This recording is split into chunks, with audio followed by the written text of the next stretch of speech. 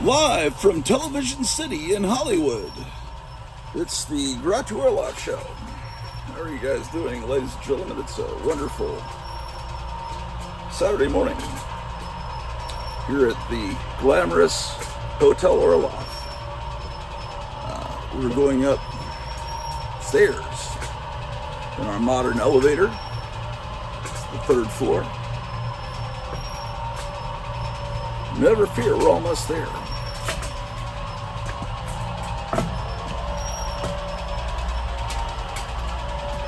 All right. So how have you guys been doing? It's almost summer. Okay. We're here. We've arrived.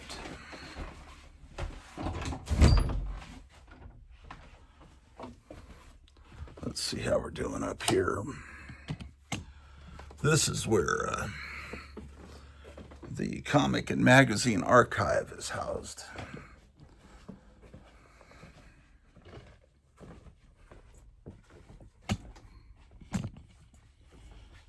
Let's get some lights.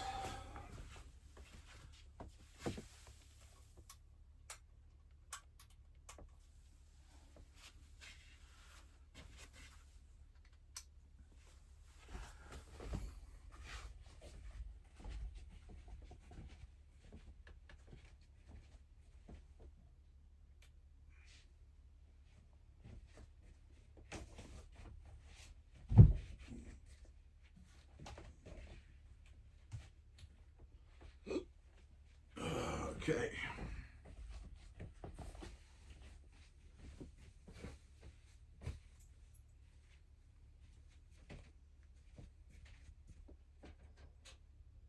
Hey there, Drew. What's going on, man?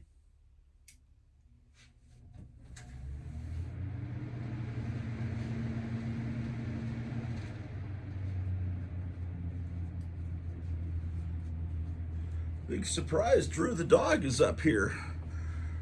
Drew is using this as kind of a hangout up here now that apparently, the new kittens have arrived.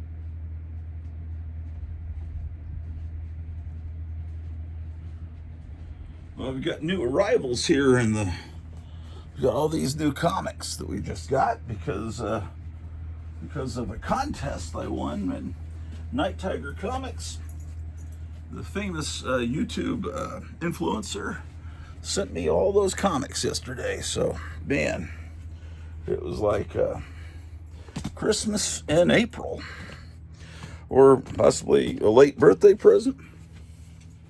So anyway, that's thrilling. Let's adjust this tripod, ladies and gentlemen.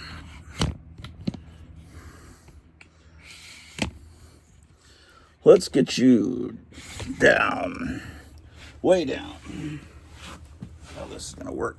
This is a new tripod that was a gift from Meyer Greenblatt, and it's very appreciated, but let's see how it works. And I think it's going to work really well.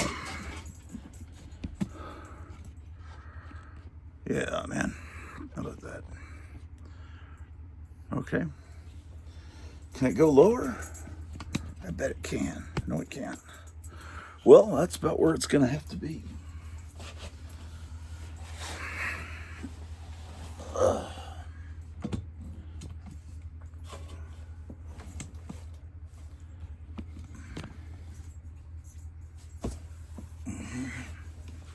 Okay, wonderful. I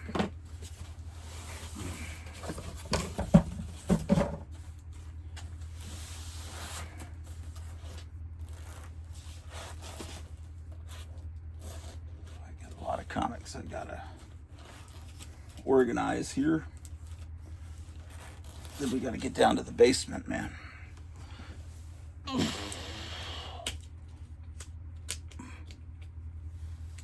Look what I've got, man, an actual authentic copy of Action Comics #1. Did you know that comics were made this small back in 1938? But this is a real copy, ladies and gentlemen. Because it says so, June 1938, so it can't be. It's against the law to print that if it's not really from June 1938. I read that on the internet. Anyway, authentic, worth thousands, possibly $1 million in this condition. Okay, so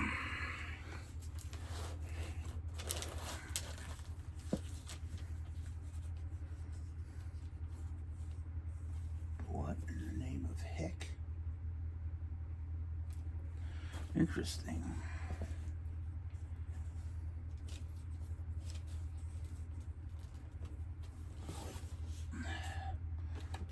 Very interesting. Okay. We have this copy of Astonishing Tales, Deathlock, the Demolisher.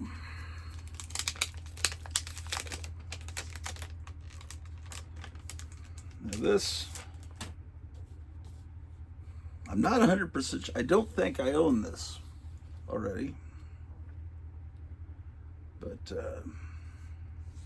this is from the 25-cent era, late 74 into 75. Comics were a quarter. Go ape. You get a General Ursus or Cornelius, you shouldn't, man, my eyesight, you should not miss out on this once-in-a-lifetime monstrous opportunity to sport your very own Planet of the Apes pendants. Your choice of three-dimensional multicolor ape designs, Cornelius, Dr. Zaius, and General Ursus. They're suitable for wearing and scaring friends, neighbors, and strangers alike. They're $1.75 for one pendant. 2 pendants, you get $3.50. And 3 pendants, $4.50 from Bob Winter's company. It's in the Empire State Building. Wow. Incredible. I never mailed off for those. I've never seen one in my life that I'm aware of. I don't know why I didn't. They didn't mention that they're also really good to wear to church. People appreciate it. There's the Robert Bell ad. He was a old comic book dealer. He's the guy that invented the comic book bag. Isn't that amazing? He's made it more difficult for you to read your comics for decades, because you have to remove them from a bag. And yeah, this book, what do you call this? I think is that called foxing? Is that what that's called?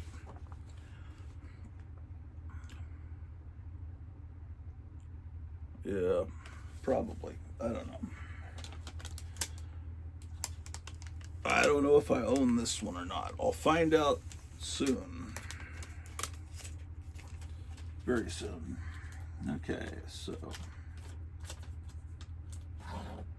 that would go here.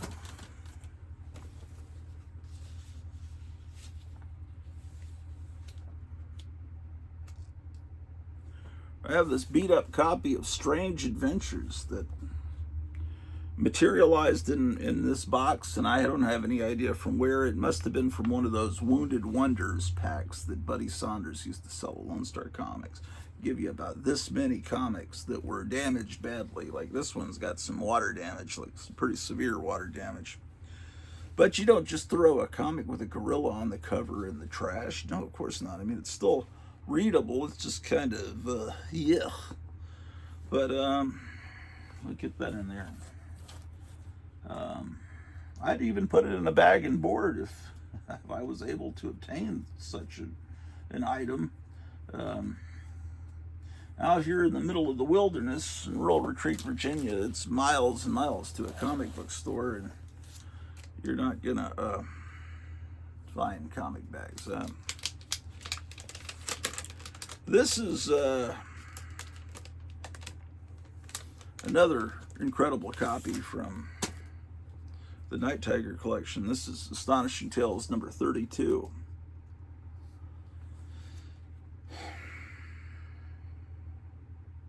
And I enjoyed Deathlock. Oh my gosh.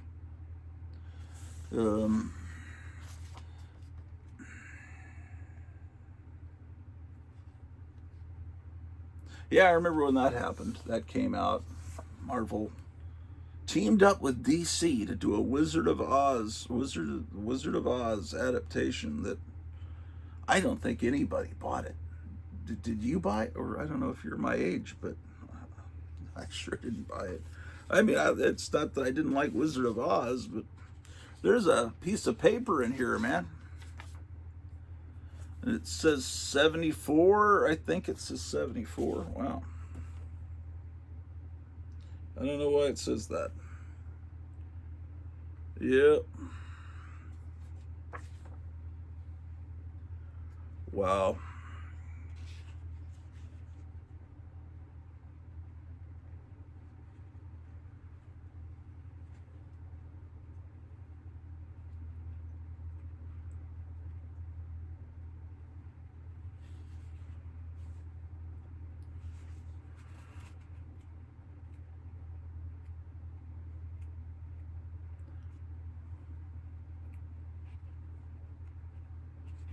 You know something? Nobody carries switchblade combs anymore, do they?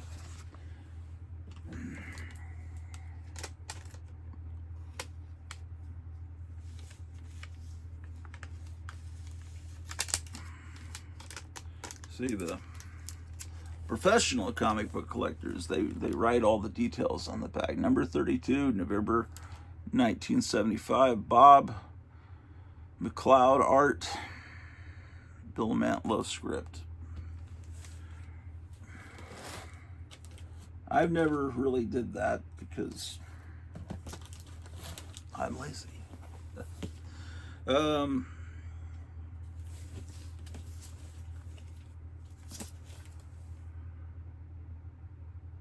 Here's Detective Comics 317. Now, this one's in near mint condition. I think I have the. I think I have this one. I'll find out very soon. In fact, in a few minutes, I'll find out. Get that. There.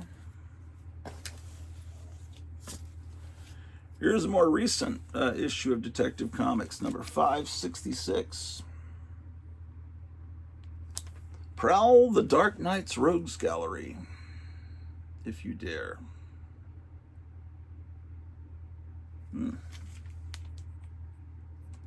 Why, this is from 1986.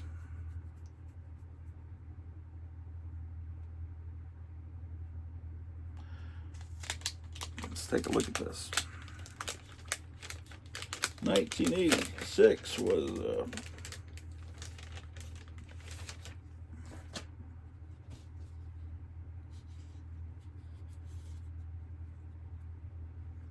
yeah, this one's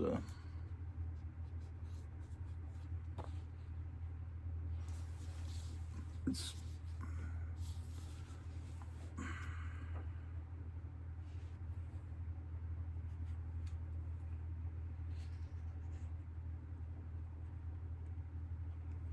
yeah, I don't even know what I'm looking at here.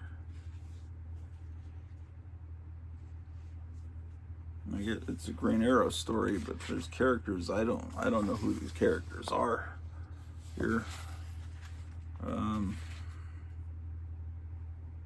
Never, 1986. I kind of had bowed out to a large degree from mainstream comics because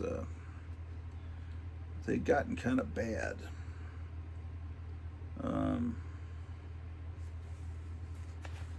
This Batman story doesn't look too bad, though. These are comics that were clearly owned by regular kids, not collectors. These were not, kind of treated that well by the previous owners. But that's an issue I don't have.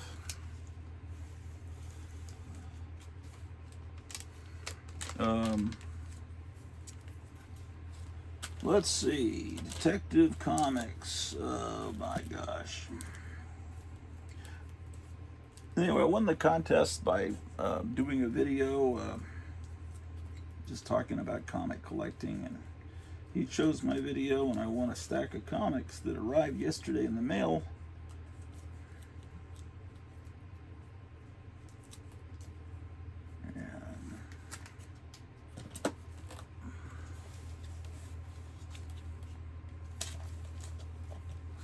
I looked at this one on the live stream last night. This is an issue of Frankenstein the Marvel's Frankenstein that I've never owned. For some reason, I didn't buy it when I was a kid, and that reason must be money.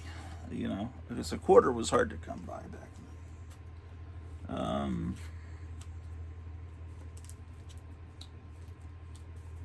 I file Frankenstein under M, because Monster of Frankenstein is what it was originally called. So,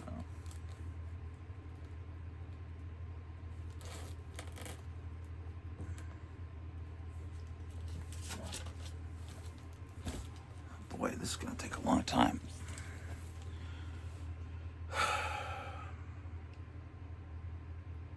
This is Ghost Rider 24.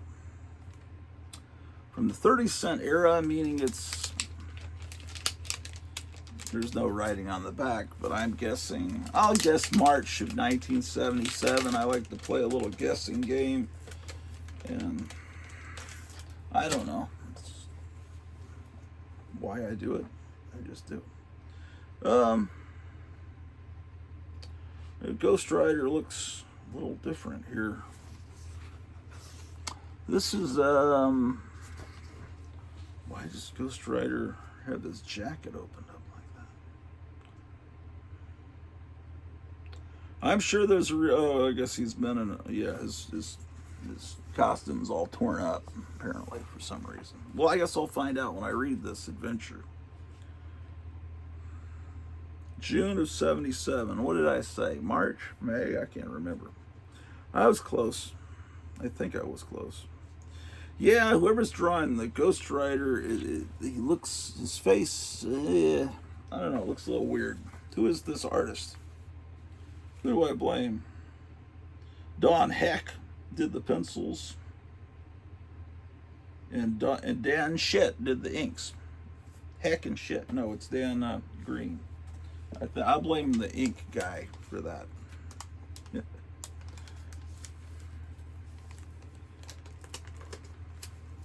His name was really Don Hell, but he changed it because every time he said his name, people washed his mouth out with soap, so he became Don Heck. Ghost Rider 24. Don Heck was a member of the Illuminati. He was a student of Klaus Schwab. Jonah Hex, number 7. Jonah Hex is one of my favorite comics. I'm going to guess December 1976. Of course, it's written there. It ruins my game when it ruins my game, man, when it's on there. I have this comic already. This is when they took the mystery out of Jonah Hex, because Jonah Hex had been around at this point. When did he start? About 72, 73, and by 70, the end of our Christmas present in the Christmas of 77 was, because you couldn't get your Star Wars toys, they just gave you a piece of paper. At least the kids that wanted those. This one's in pretty good shape, sort of. Yeah, it's okay. My childhood copy's in better shape, but I was fanatical. This is when they kind of took the mystery out, and it's all right. I mean, they explained why Jonah Hex's face is disfigured, which I always thought that should have been left a mystery, but what can I say? Here's a beautiful ad for Doorway into Nightmare, or Doorway to Nightmare, sorry. Haven't had breakfast yet. My mind is not functioning. Never had that Linda Carter poster. That looks pretty good. Oh my gosh. Yeah, they show it in here. Let's see if I can show you the panel where it happens. Run it for you.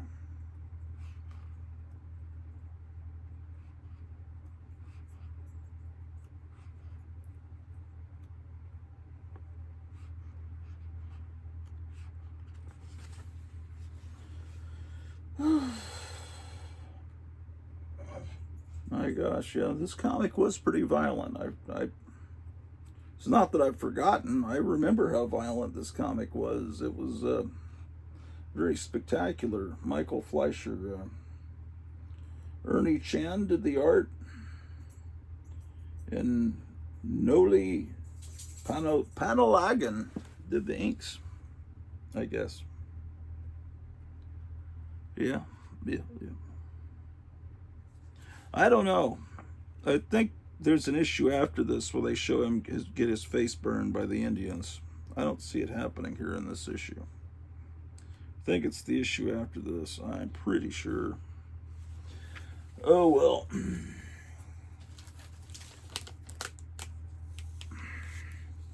Jonah Hex.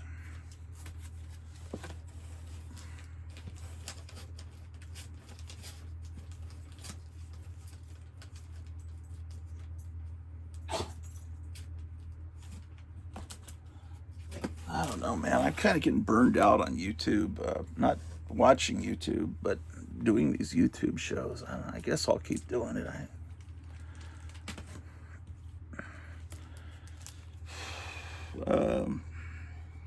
This is another one I already have, but look at this cover, man. Can't have enough of this.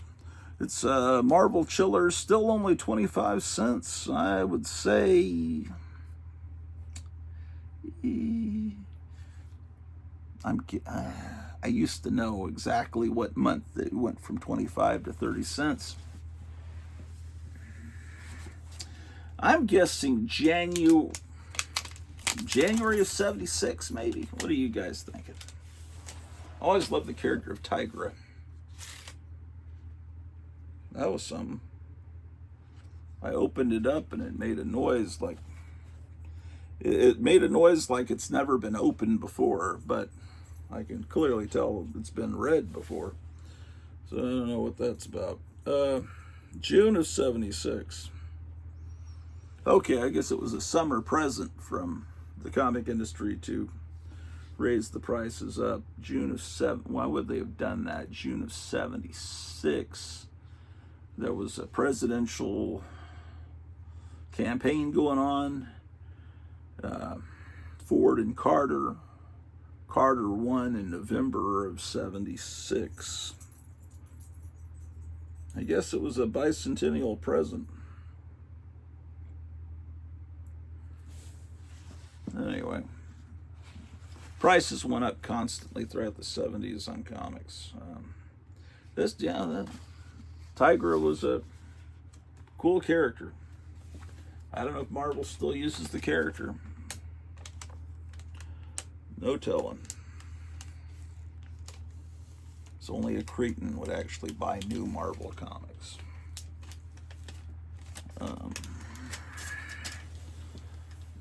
Marvel Chillers number 5. Marvel Adventure, Marvel Double Feature, Marvel Chillers.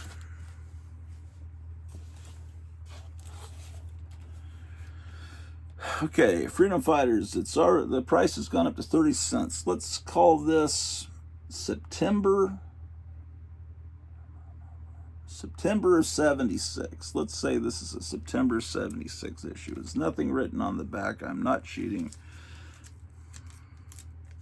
Well, I bought the first issue of Freedom Fighters in Arlington, Texas. I was living in Texas then. I moved there in summer of 76. So I'm going to back it up to November. I'm going to say December of 76. That would give it enough time for me to, to have gotten up to issue 5. This one's not in bad shape. November, December, 76. How about that? Oh, I got it accurate. I remember my childhood, man.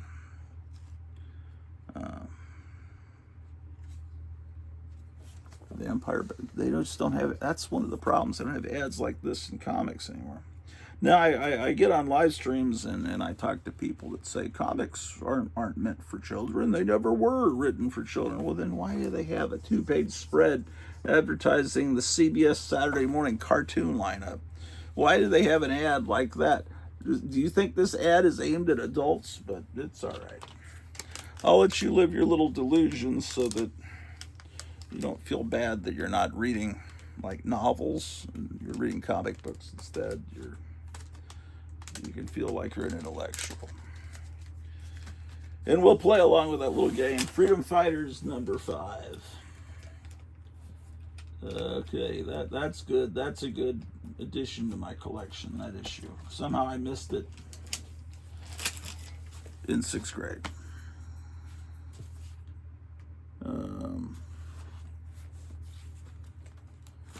This, at first hand, it looks like a hideous comic that you would never want to own. I mean, the artwork is... Well, the thing is, I could draw better than that. And I can't draw very well, but I could do a better cover than that.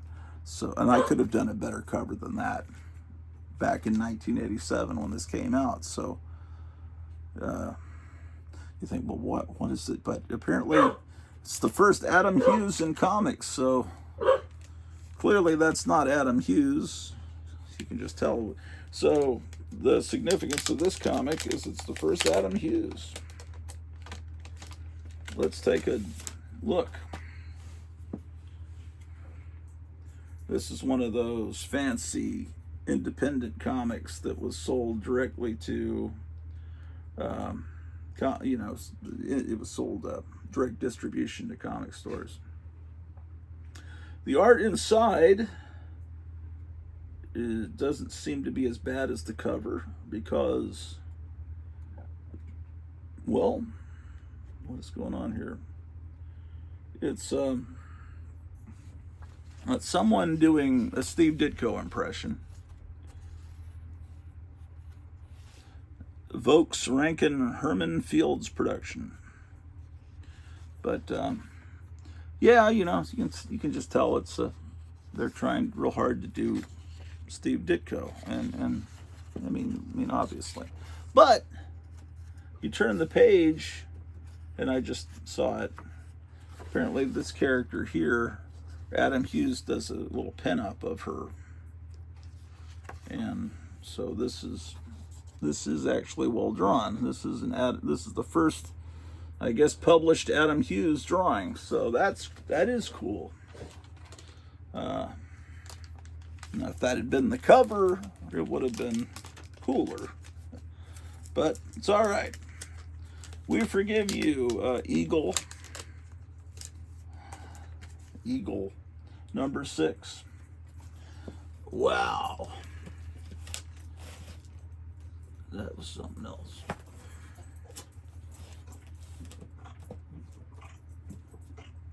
Drew, no. Oh, the dog's about to puke, man. Just my luck. Drew, come here. Drew, God damn it. Oh, boy. When you gotta puke, right, Drew? The dog. What did you just do, man? Did you vomit? Oh, my gosh.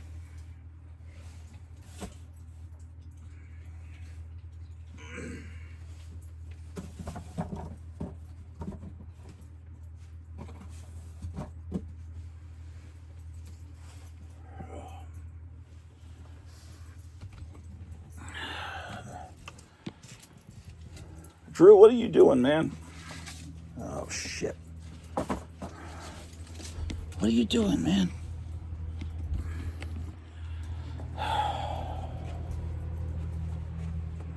Hold on. Well, I'm back, ladies and gentlemen.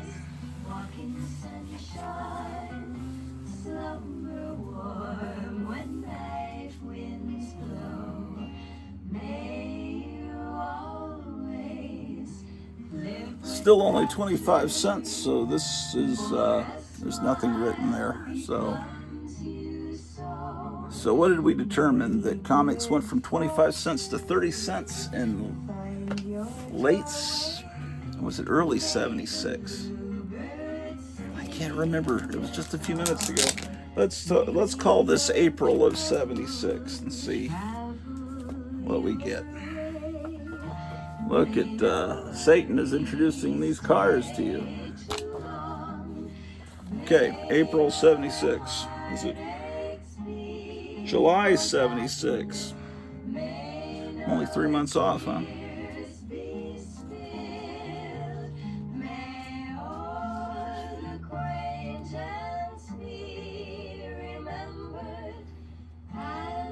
Yeah, I don't have this issue of Captain Marvel.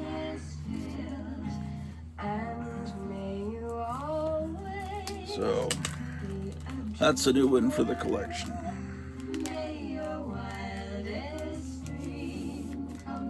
How about that? Captain Marvel 45.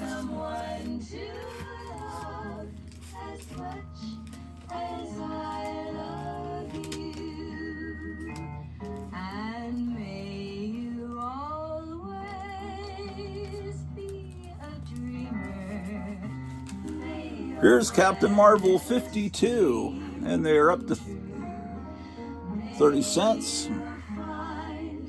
Well, I always say it's February of 77. Let's just guess. Because I know that later, summer of 77 is when they went to 35 cents. Because, right, there's a 35-cent variant of Star Wars #1, which came out. Well, it came out before. That came out before the movie came out. Oh yeah, I remember this ad for Orca was on the back of these Marvel comics forever. I can't even remember what I just said. What did I say? February of 77?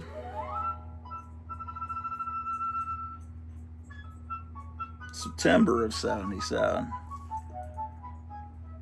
Oh, that's a big difference.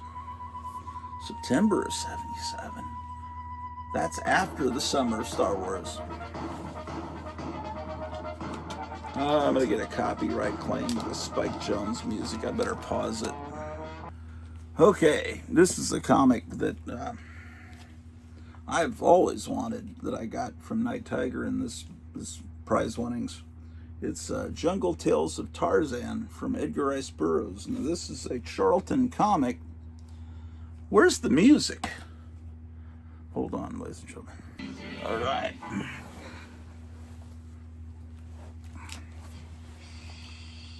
This is a bootleg comic. They didn't have permission to do Tarzan. And it's from July of 65 because it says it on the back. So I can't play that game.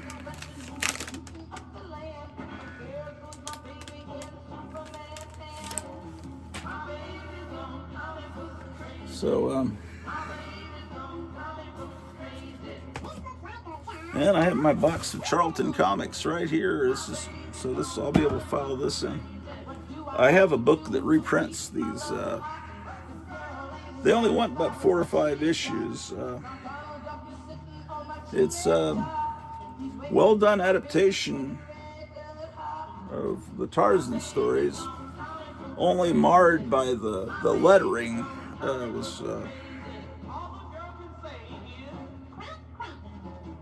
don't know, it's pretty good.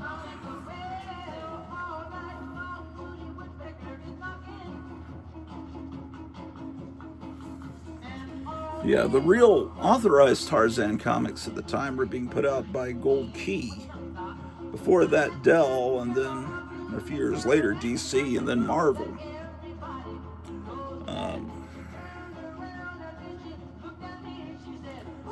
Someone, see, they put Tarzan right there with their lineup. I don't know how they might have thought that this was just public domain, but they did. And anyway, I think that's a reworking of the all-story comic.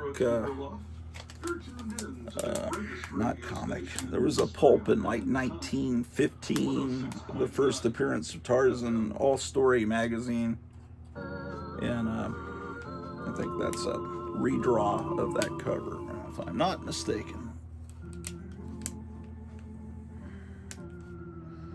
Yeah, this Christmas music's good because it's like Christmas getting this wonderful present from Night Tiger. And this tripod that we're recording the show on was a present from Meyer Greenblatt, and a lot of cool things. Okay. Well, you know, I could be completely obsessive about it and file it under J but I'm going to file it under T because, well, I could file it under J, actually. Is it? Yeah, let's do that. After Jungle Jim and before Conga, we'll get Jungle Tales of Tarzan. Another wonderful addition to my Charlton collection.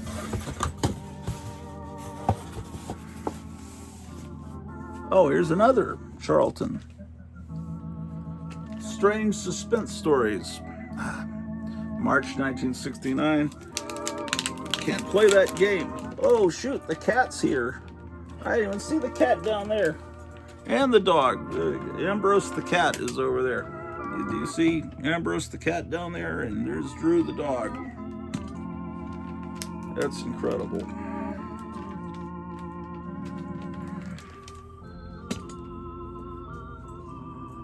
Cat, what are you doing, man? Disrupted my television program.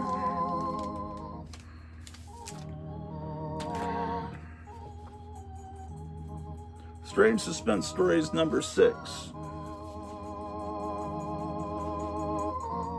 An ad for Space Adventures. That's a comic they brought back during the Star Wars era.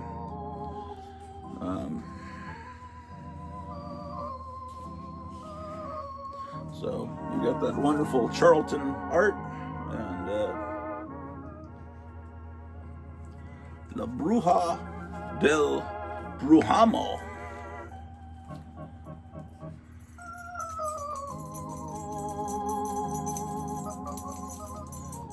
Dingy teeth made radiant white.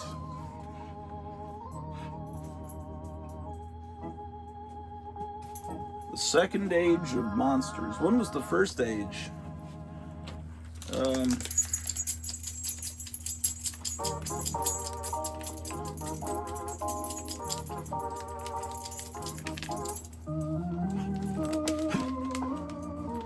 Okay, well, Strange Suspense Stories. Let's see if I have any other copies of this title. Strange Suspense Stories. Space War. Oh my gosh, I do. I have Strange Suspense Stories number something. And how about that? I have Strange Suspense Stories number 8. And this is 6. One more step to a complete run of Strange Suspense Stories. All real comic collectors have a complete run of Strange Suspense Stories. Okay, well, Here's Strange Planets. This is a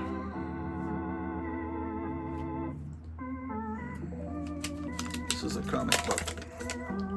Let's take a look at it. The comics that come from this particular publisher are reprints, but they're really cool looking reprints. They just don't have a lot of value. This one has pretty white pages. Kind of wasn't expecting that. But I'd have to research what. Oh, it has Wally Wood reprints, Rocket to the Moon. Don't let them call you skinny. I've never had to worry about that. Yeah, Wally Wood, science fiction art. How about that, ladies and gentlemen? This is one of the coolest books in the whole batch. And it just keeps going. I think this is a reprint of the whole book is Wally Wood. Yeah, I think I've got a facsimile of it's a comic called Rocket to the Moon. Man. Well, there is a story in the back, Flash Harper, that's not Wally Wood, but it's still cool looking. Man, more than 75% of this comic is Wally Wood. It's from this is going to be more Kennedy era reprints of stuff from the 50s.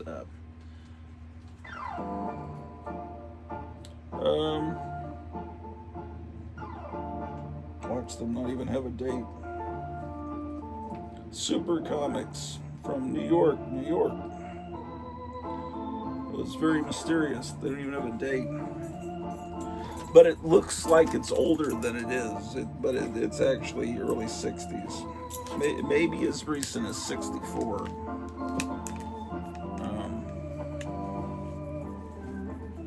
I should put this in a wider bag. I don't like these little thin, narrow bags. They pain in the butt.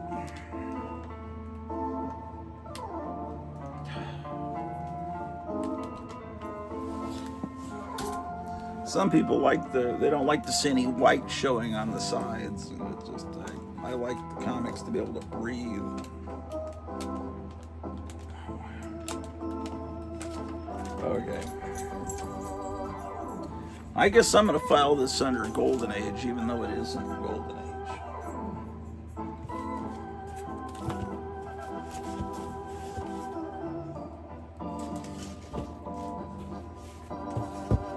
Oh, I've got a lot of filing to do up here.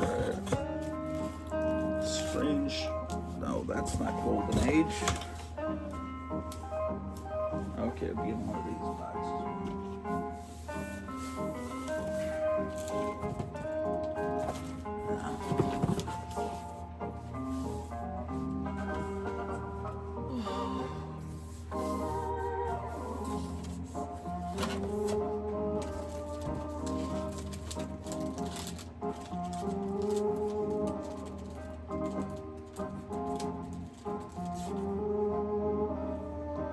I guess Strange would go before Super Comics, and after this facsimile of Startling Comics.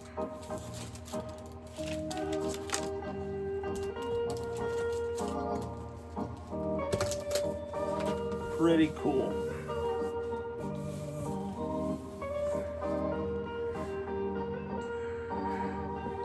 In this comic I got, I'm a little afraid to open it. He says none of the pages are attached. They're all just loose.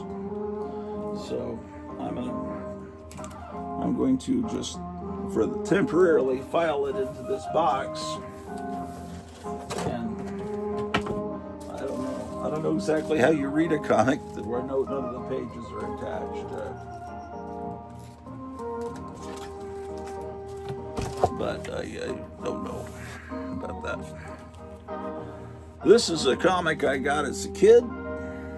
I would say, Well, it tells me April of '74, my 9th birthday.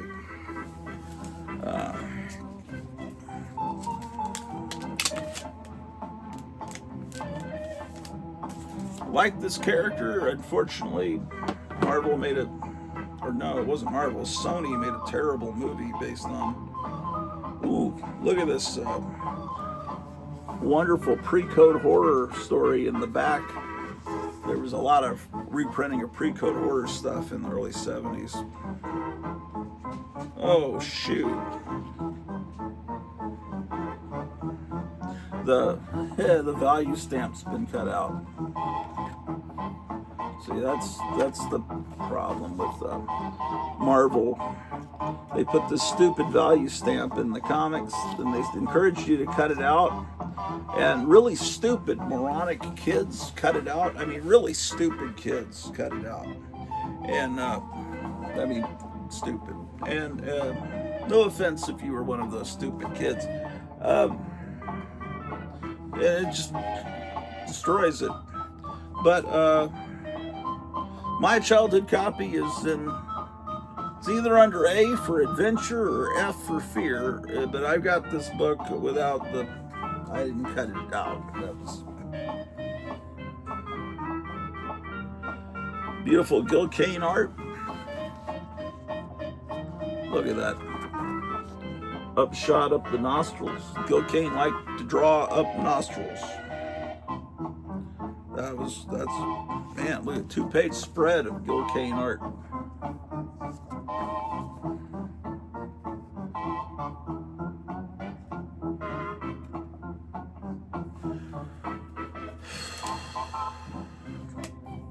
Yeah. Just wondering how many copies of Hulk 181 have that value stamp cut out. Oh, well. Let's file it under F for fear. Yeah, damn. I thought it was just in the 25-cent comics, but I guess they started the value stamps at the very end of the 20-cent era. Yeah, they sold scrapbooks, and you could cut all these value stamps out and put them in your scrapbook and ruin all your comics. Submariner 16.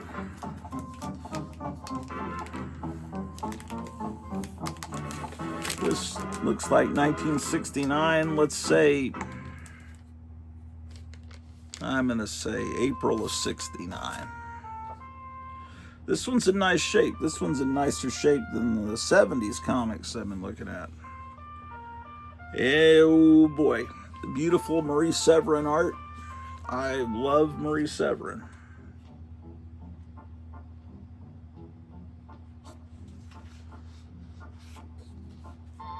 And this is one I don't have. I don't have all the Submariners from this time period. I've got a lot of them because they were always affordable. But boy, Marie Severin could draw. She and her brother John Severin were fantastic.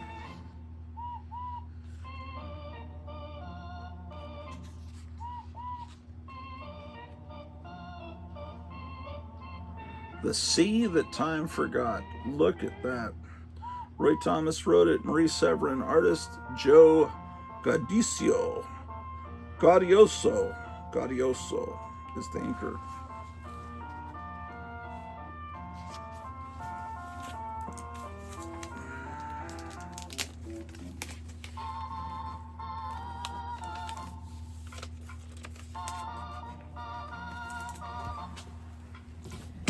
There's Ambrose the Cat.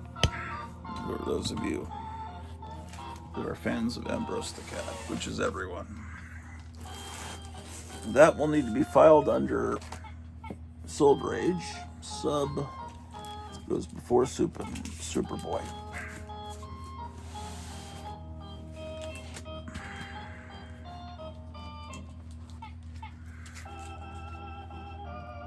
This is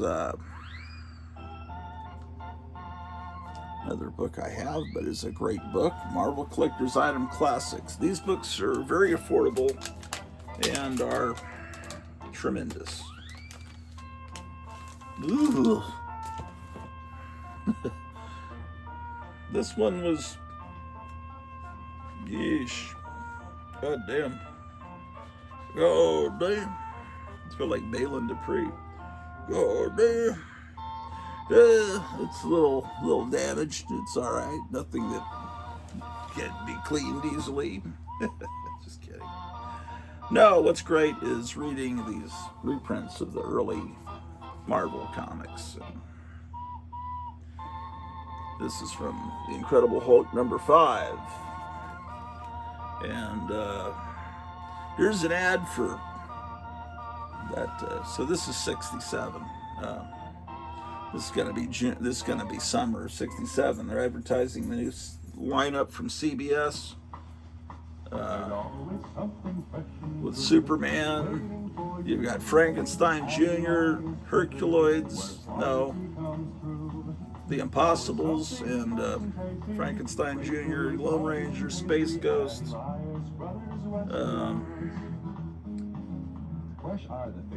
And Dino Boy. So this is all superheroes. The entire Saturday morning lineup in 67. Due to the giant Batman craze that was going on at that time, they just decided to go with all superheroes. This is from Strange Tales 116, Doctor Strange.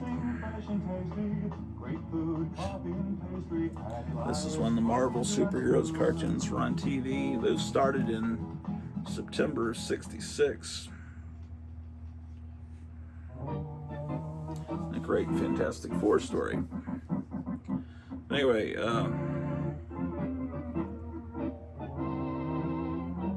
there's an Iron Man story in here too. This is from Fantastic Four number 9, which will be reprinted soon.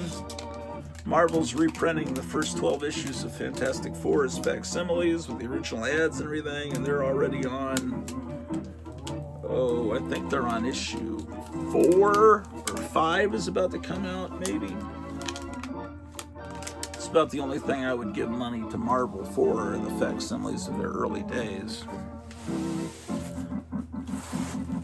Marvel, okay, Justice League, Mystery in Space, Justice League, Marvel.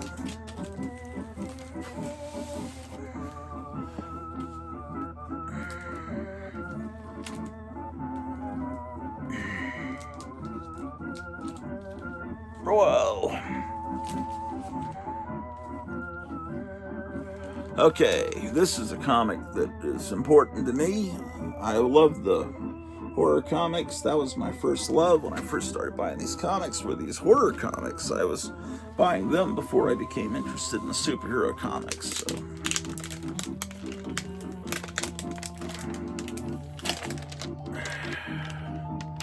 I can't play the game because it says November 71 on the back.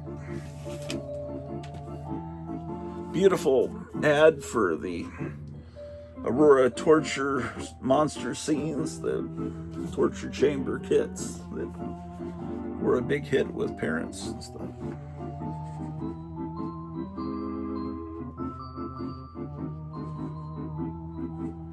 Ad for the Spirit World magazine.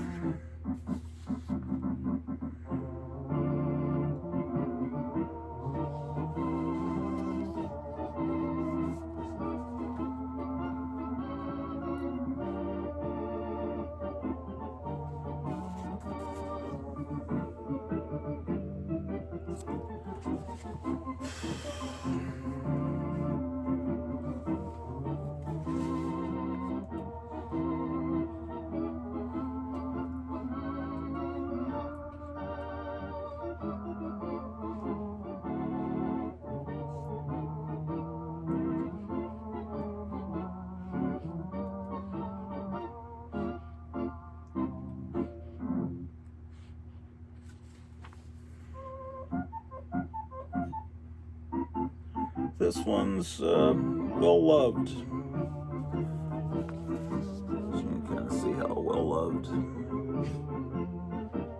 well enjoyed by some young witch somewhere.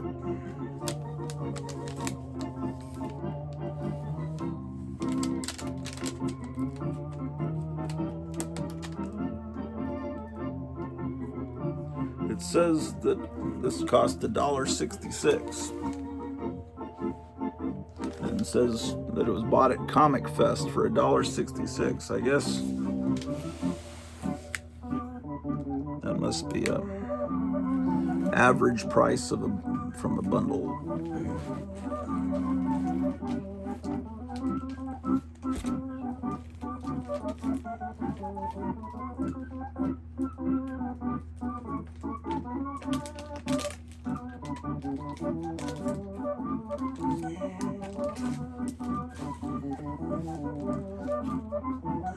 Oh, my back.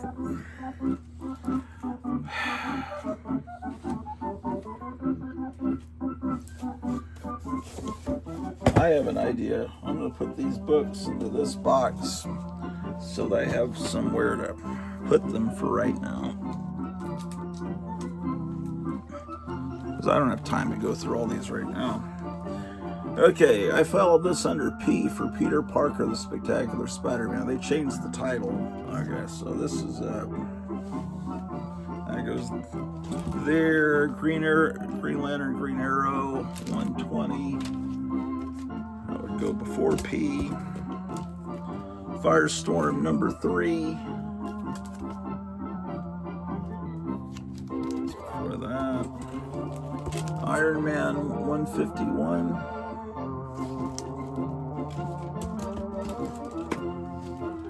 Thor 252.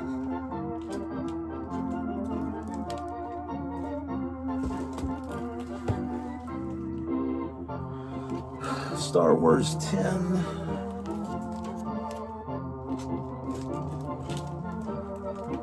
Star Wars 13. Justice League 201. Oh, my wife's trying to call me. Did that shut off the show? No. It used to be when someone called me, it would stop the recording of the show. I wonder what time it is. Steel number 15.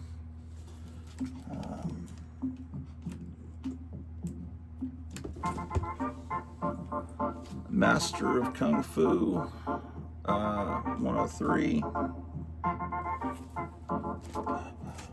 Let me go see what she's needing. Let me pause the show. Okay.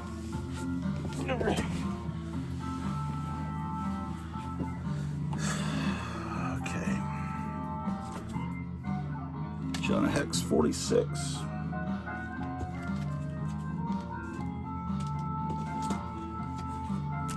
Thor 203.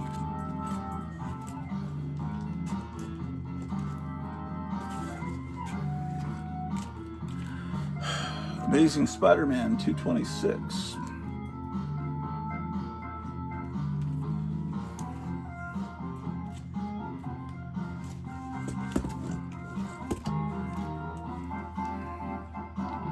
Jonah Hex number 64.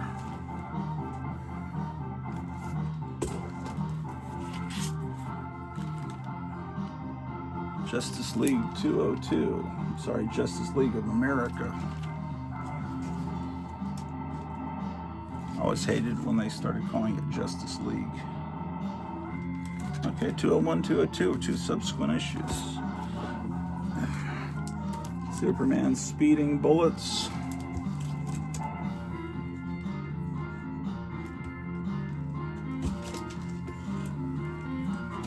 Guardians of the Galaxy number 14. This is never really read this. I didn't read many comics. This is in that time period. When is this from? 91, yeah. Not a good time for comics. Oh, let's move these over. West Coast Avengers 45.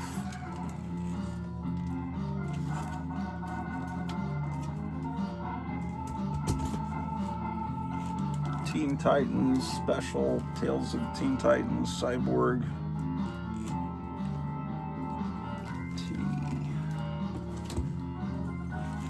Everyone says the Solo Avengers comic was good. I've never read it. So let's see.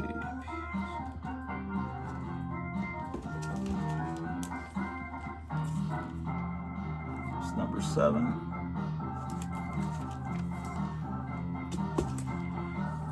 New Mutants Annual, number 1.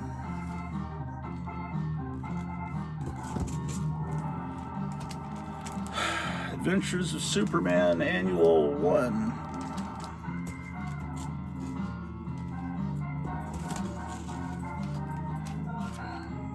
Defenders 49.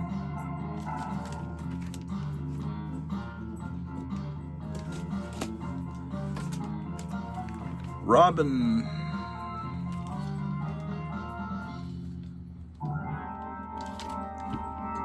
Change the angle. Robin.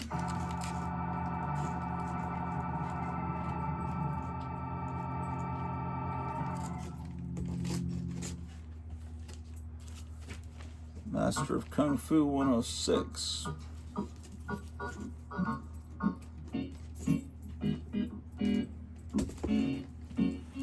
Fantastic Four. What are you up to, Drew? 217. Thor. Annual number 1. Thor.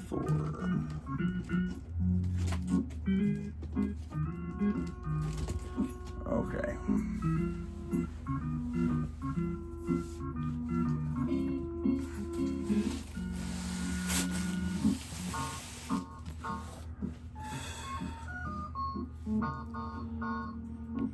Okay. For a lot, let's all go down to the amusement park. Hey.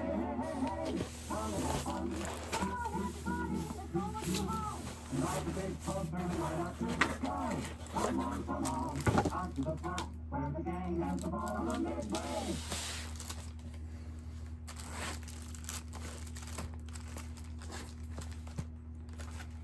Okay.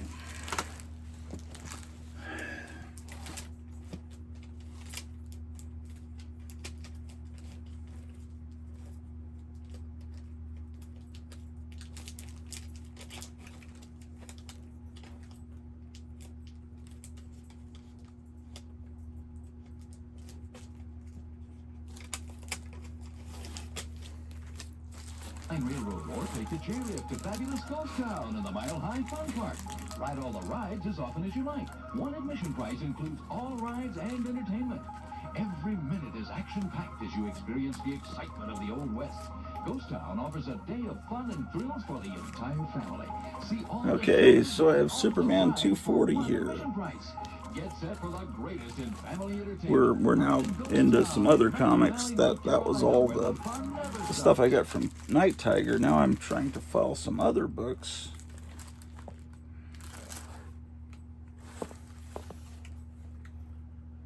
Here's 239. So then 240. There's always lots to do, lots to see, something for everyone. And then I have 241, so that one fit in really well. Even the smallest tots can ride there. Don't leave anyone at home when you go to Kennywood, where there's never a dull moment. The nation's greatest picnic park. It's an unbelievable wonderland of fun. Kennywood, the Tri-State's favorite playground. Bigger and better than ever this year. And don't miss the Rotor, the thrill sensation from England. You just have to see it or ride it to believe that there can be anything like it. Spin around with nothing to hold you up. Hurry, hurry, hurry. All aboard, let's go to Kennywood.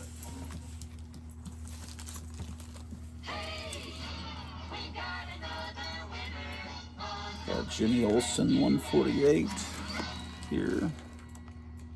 113. What are you up to, Drew? It's a boy. It's a girl. That's my baby. Here I am in a million episodes. I want a wild man, happy day. 146, 148, okay.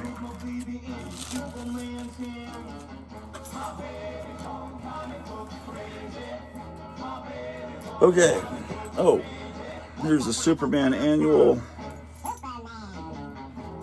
that is not real. Let's put that in here.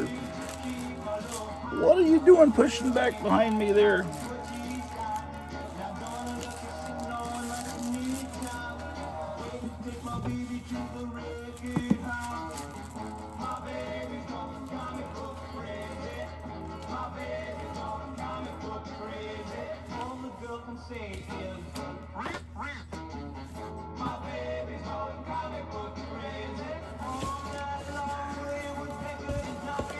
Strawberry Shortcake number 5. This is a comic I got from my wife.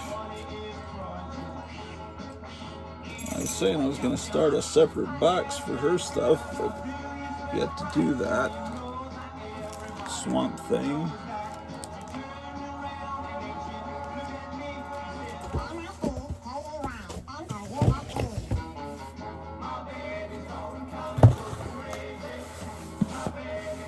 Okay.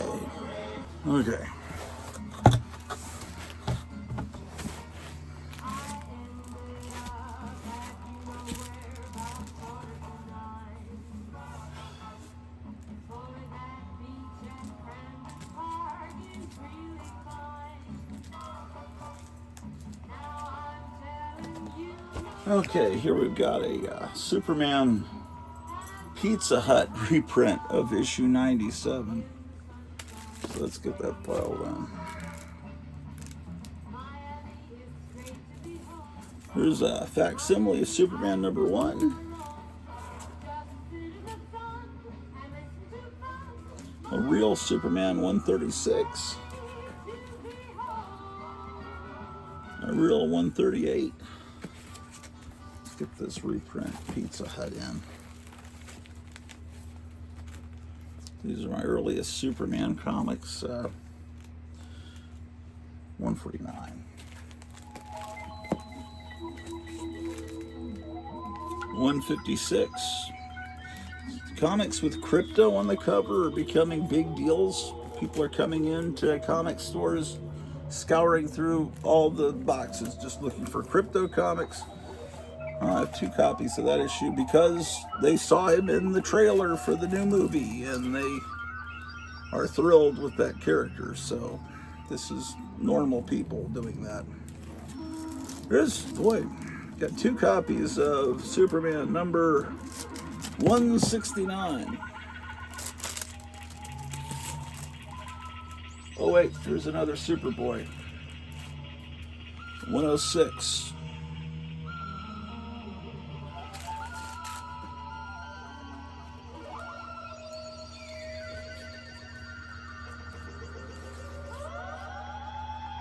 Wait, there may be another box before this. There's Superboy 172.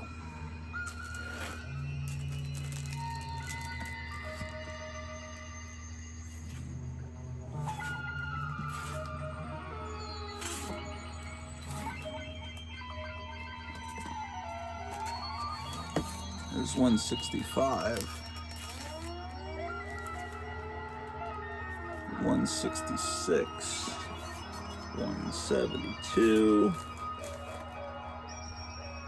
180.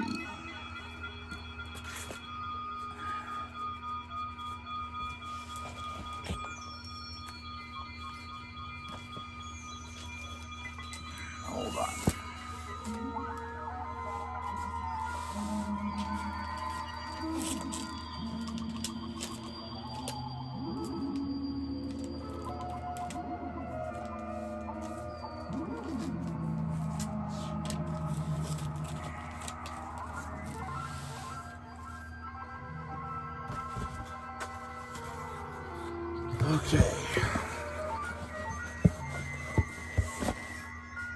Okay. Whoa.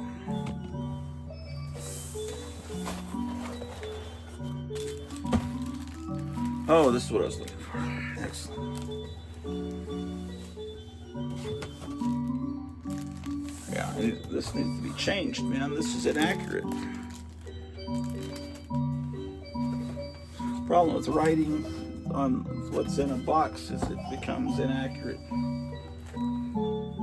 This says it goes to Submariner, but it goes to Superboy.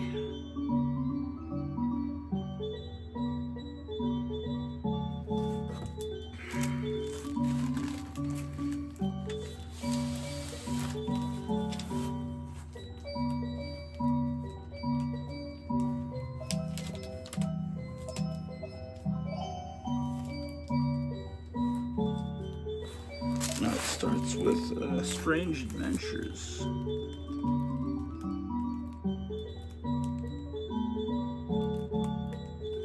So it should have Submariner in it too. Okay, good.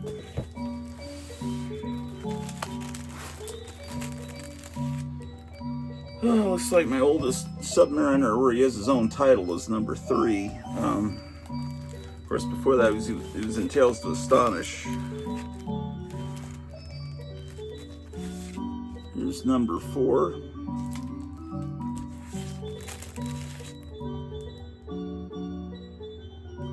Number 8.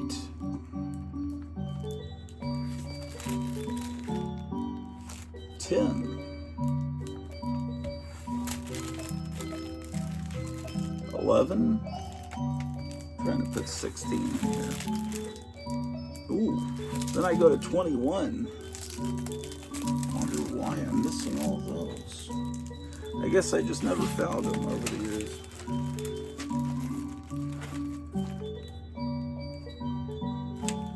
Secret Origins wouldn't go in this box. Goes back over here. Okay, so Superboy. We've got it.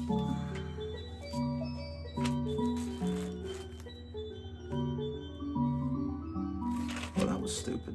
Superboy 106. Okay.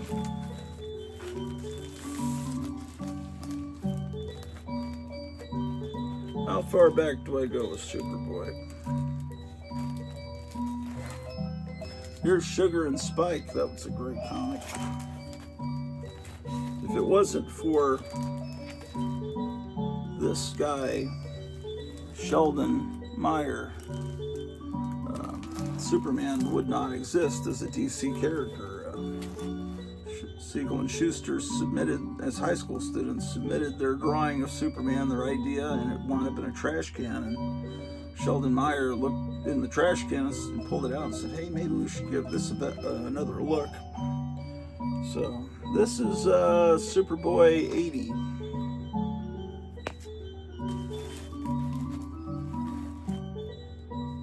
'81.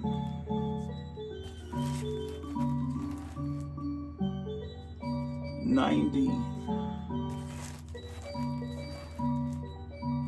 92.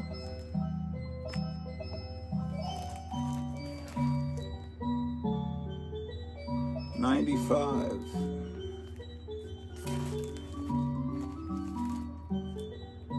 96. These people that are trying to get crypto stuff need to seek out these issues of Superboy. 112. Which before were very affordable, but now probably won't be because of this new craze, but who knows how long that'll last.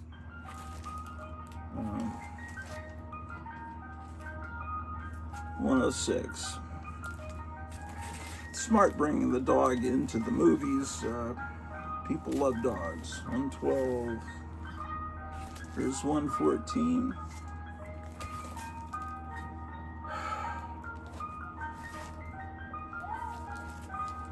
114. What do I have? 2 114s. Here's 117. There's another 117. And another 117. That last 117 was in pretty bad shape. Here's 118.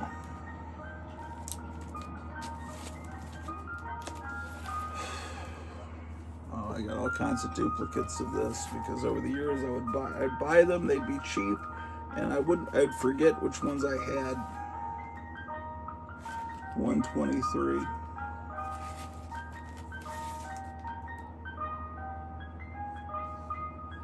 One something. I can't see it because of the price over it. Here's Superboy 129.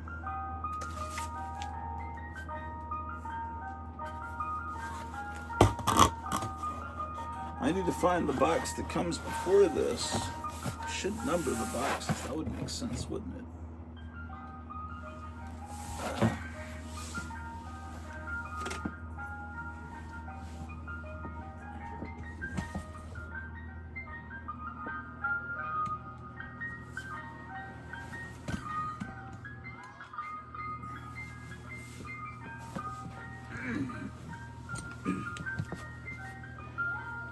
Need to file this issue of Superman.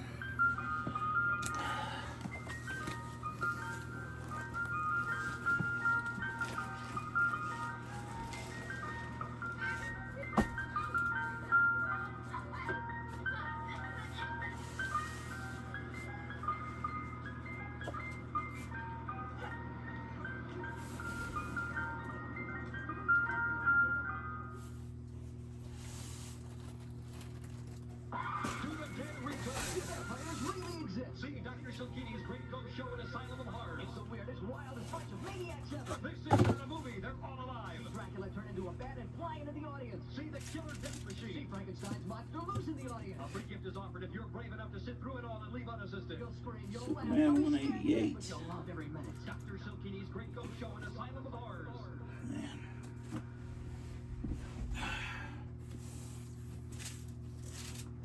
Ah, Halloween! Time for trick-or-treating and my delicious chocolate cereal, Count Chocula. Halloween is the perfect time to scare up a nutritious breakfast with my delicious strawberry-flavored Frankenberry. My Count Chocula is the cereal with Goblin Good chocolate-flavored marshmallows. My Frankenberry is the cereal with monstrously delicious strawberry-flavored marshmallows. Here we come! Trick-or-treat!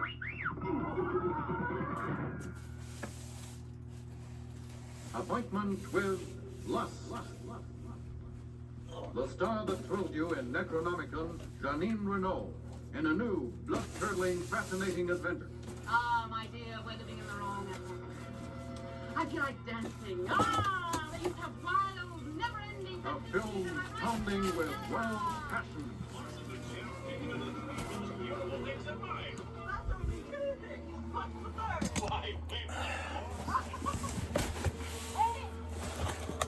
You've driven her half crazy with the story of that bear. Let's hatch before dawn. That isn't what we needed. For centuries, the curse had laid upon this castle. Here, dream Okay. and reality combine to form a Now. relentless chain of events. Fate brings a group of men and women together in this castle with a strange, mysterious history. It is an appointment with lust. Here's Rip Hunter, Time Master. The Earl of Saxon. Another Rip Hunter. Okay, and then there's Secret 6. Welcome. And in between that, I'm going to put these reproductions of Secret Origins. History. Life. In 300 years, when a horrible crime seeped the castle in blood, human life has become worthless. One act of violence follows another. Murder follows murder. You dirty swine!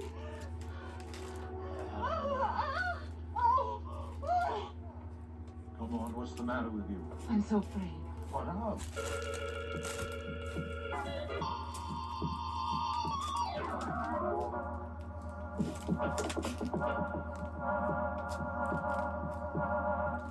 Okay, I could put... No, I couldn't. I can put this issue of Sergeant Fury into this box, number 14. You are a blister and love you this. You're invited to an appointment with lust. where you will find Sergeant face to Fury, face number with 3. wild desire and blood-curdling Number horror. You are not 4.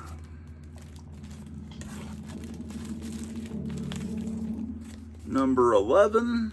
Mary. 13. This is a reproduction, a reprint from J.C. Penney from the 90s. 13. Don't forget. Then the next one I have is 26, and I'm filing 14 in here.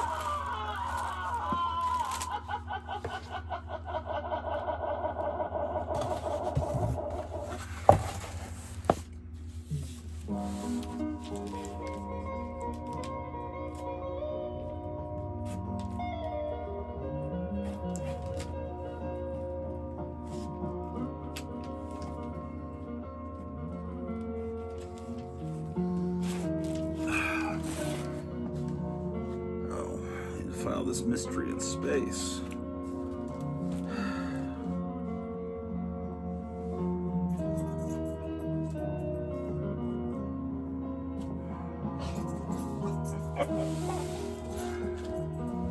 Oh boy.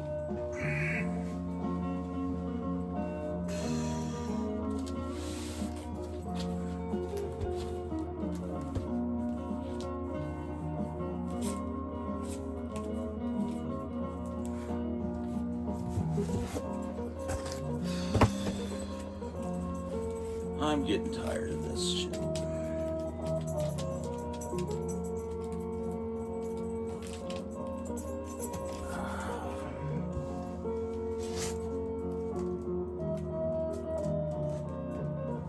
Let's do something different.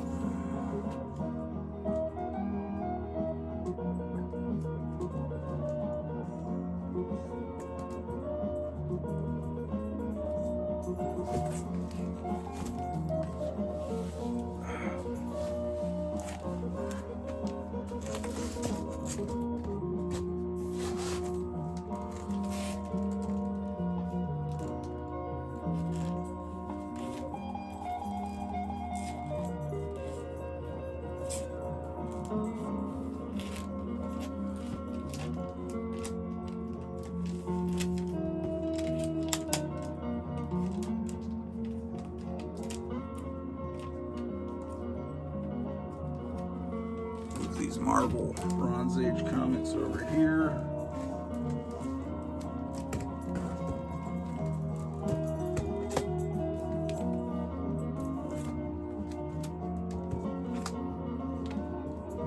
Might do a live stream later where I file the rest of these or something.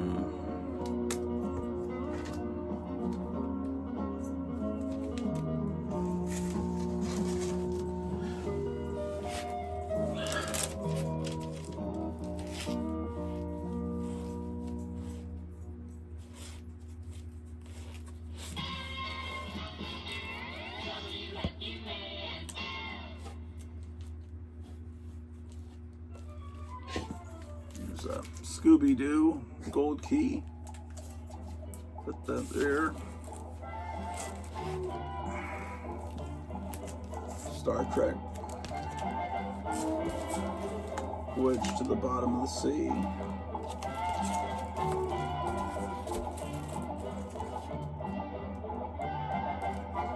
Let's look at. Why am I not looking at those? What's going on?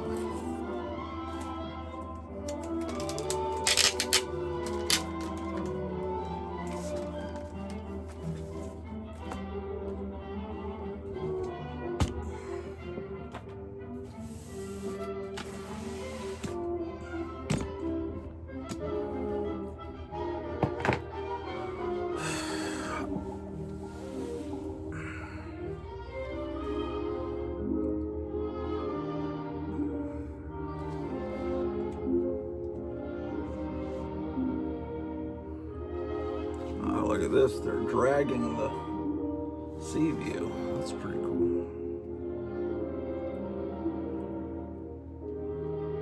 They would do things in these comics that you could never do on the actual shows.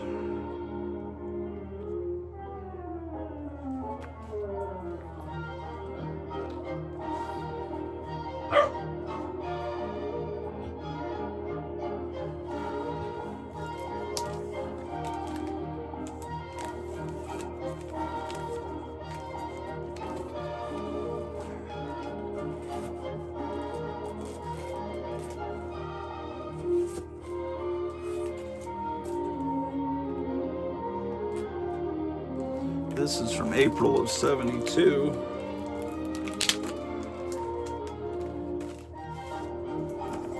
can tell because of this number right there. Where is it? See, it says, where's my finger? 204. That means 72 April. And of course, you can open up the book and look at the indicia, where it'll say April '72, number 11. These early Scooby-Doos are sought after from the early days of the cartoon, which premiered in '69. This is a 15-cent issue. This is one of the last of the 15-cent comics before they went to 20 cents. So I followed that with my gold keys.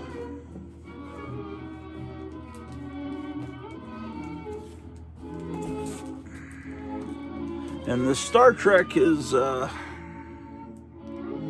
December of '69, which show was pretty much going off the air at that point.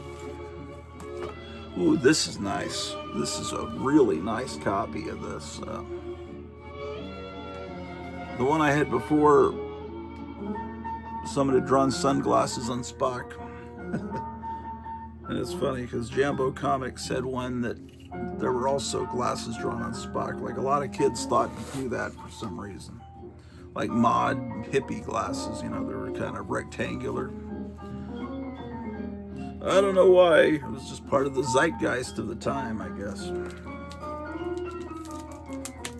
This is Star Trek number 6.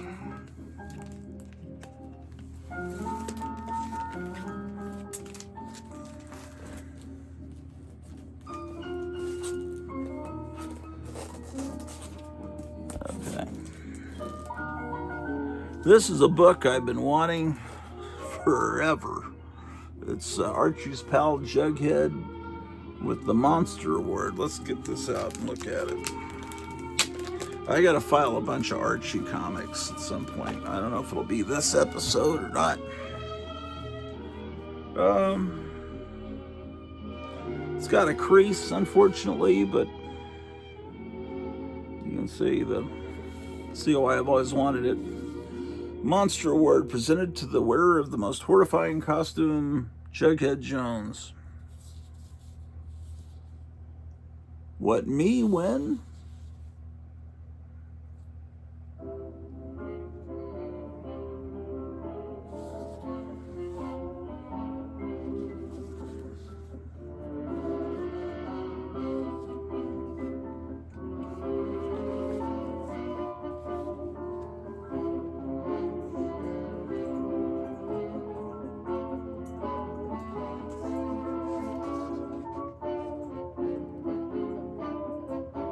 That's a great cover. I think I have that issue. Issue of Archie's Christmas Stocking. What a wonderful time period. This would be Kennedy era. September of '61.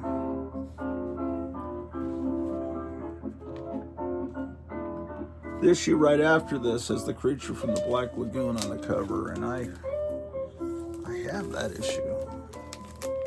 I'm pretty sure I do. Archie's Pal Jughead. Archie's Girls. Archie's Pals and Gals. Archie's Pal. Oh, Archie's Pal would be before Pals. Yes, indeed. Here's another Archie's Pal Jughead from May of '61.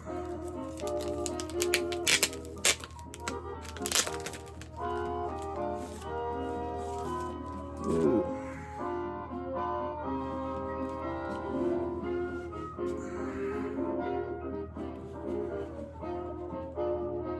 Got a bit of a spine roll in this one.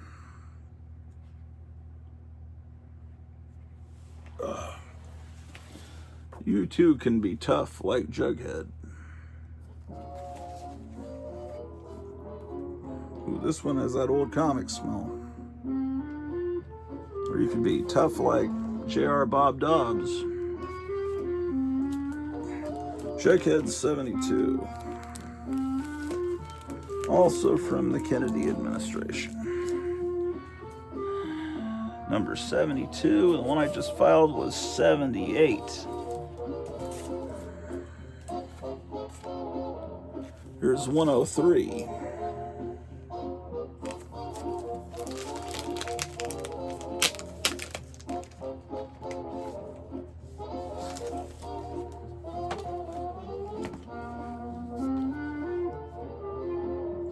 Start having BB gun fun indoors.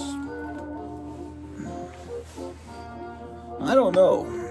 Would that go over well? Would that have gone over well with your parents, with your mom?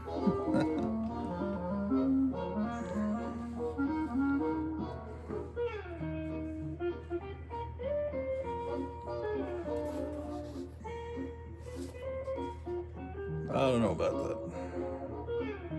Draw the first day, even if you can't draw a straight line. That's that little projector thing, yeah. That actually does kind of work.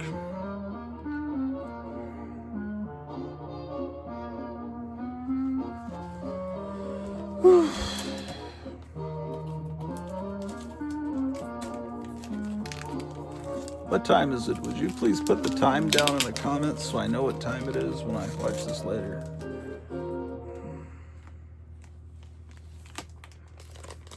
Also, while you're at it, please like this video and subscribe. Just so you know, when I get people that actually care enough to send the very best, no, people care enough to, you know, talk to you, you know, then it's like you're more eager to do another show. Right now, I'm not even sure how I feel.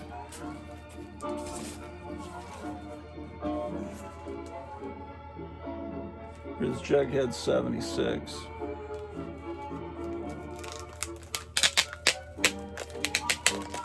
Because I've got friends I talk to on live shows, and I realize I could just talk to them on the phone. Why do I need to do a show?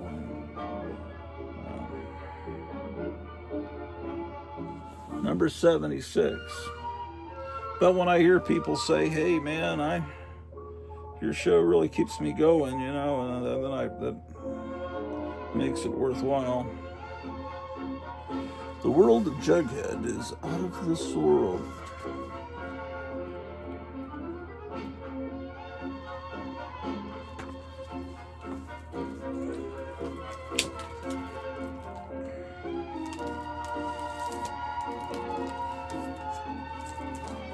Archie's Pal 70. This one's a little toasty.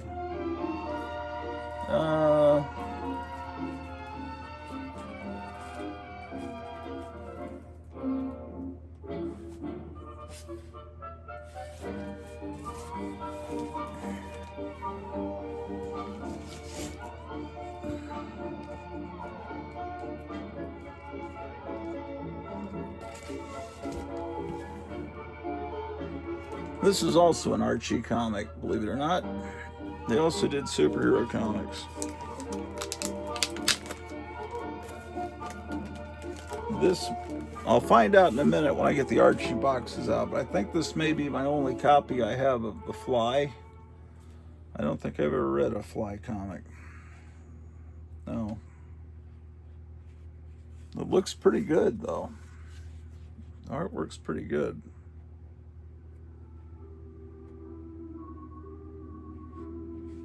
Yeah, it might be worth it to seek out more issues of The Fly.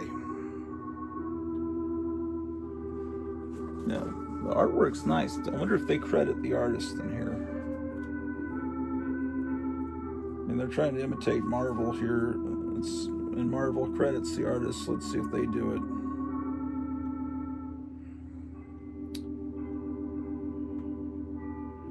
Actually,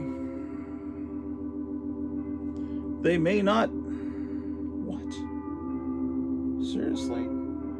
It says May of 1960, so maybe they're not. Maybe they're not imitating Marvel. Maybe it's the other way around.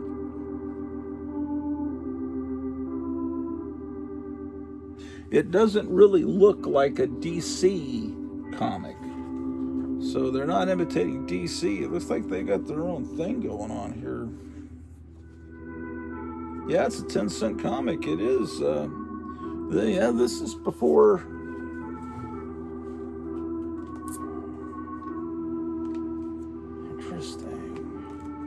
Interesting. Okay, well, now I'm more interested in The Fly. That's interesting. That's really interesting. Okay, we'll file that under A for Adventures of The Fly, which would put it in front of Archie.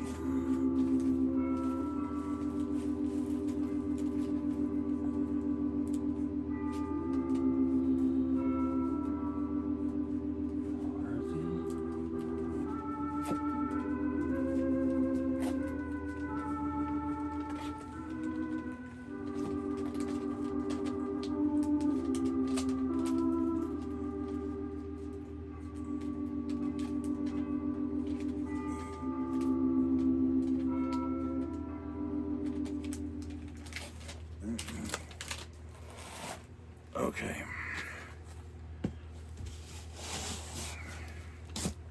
Hold on. Okay, well, I've got to get down to a box underneath here. Let's see how this will work.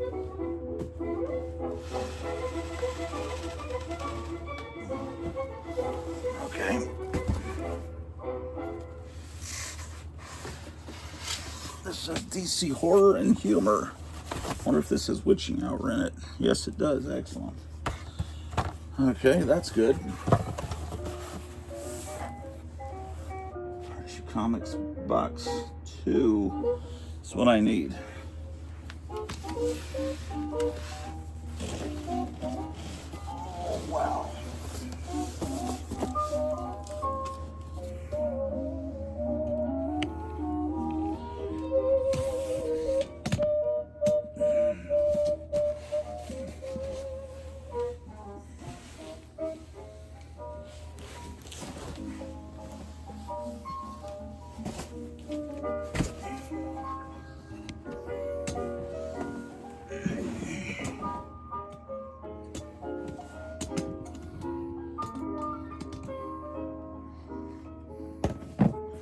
Oh boy.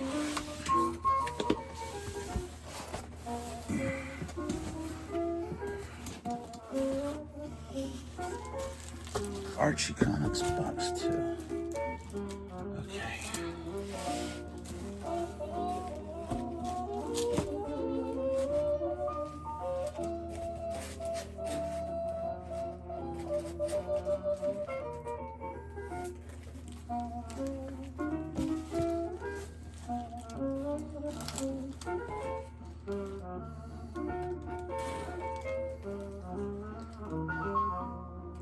Here's Archie's Girls, Betty and Veronica, number 22. I'm wanting to file 167 in, so I got a ways to go. Here's 27.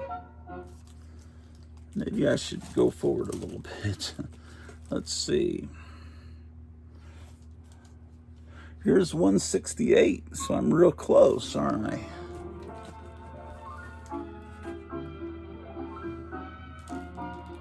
And then the one before that is 149. So 167 goes there.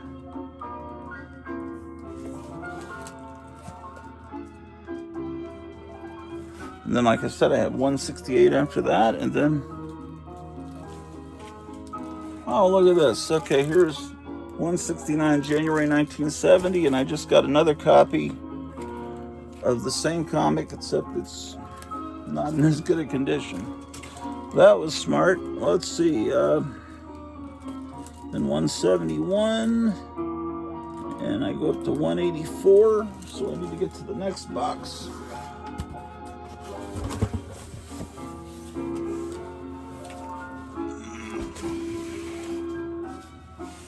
Which is here.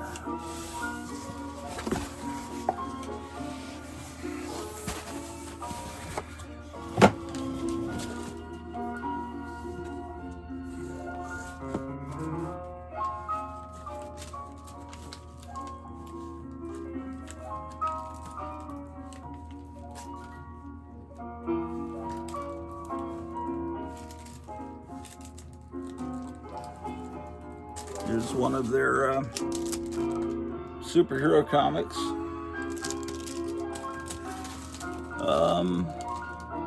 Oh, okay. First issue of Cheryl Blossom. But this is the comic that blew my mind as a kid. I bought this at 7-Eleven in 1972. Chilling Adventures in Sorcery. And it's done in the Archie House style, but it's really kind of graphic stories. But they're all done like they're Archie characters. And it looks like over the years I got a second copy of it. Then I have 3 copies of it. The second issue I bought the next month. That's my original copy off the rack. But issue 3, they realized that it was kind of weird to do those stories in that Archie House style, so they got Gray Morrow to do the covers. And that's issue 3, 4,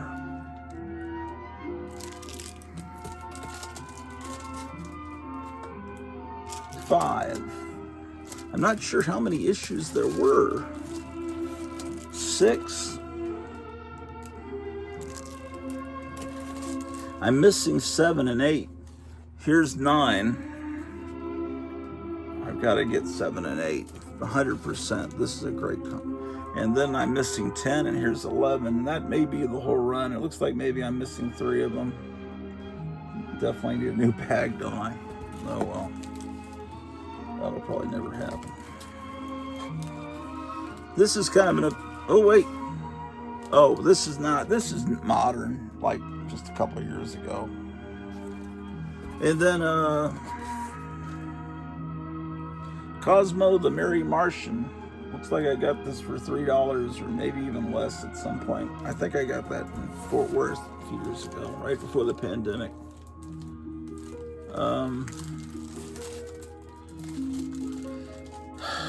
I should have Archie's pal Jughead right after this, but it looks like I filed... You know what? What am I thinking? I filed Jughead under Jughead. Can you imagine? Here's when Jughead became a superhero. You ever see that? Captain Hero. Okay, wait a second. Here's another Betty and Veronica, $1.99. Where does that go? $1.89.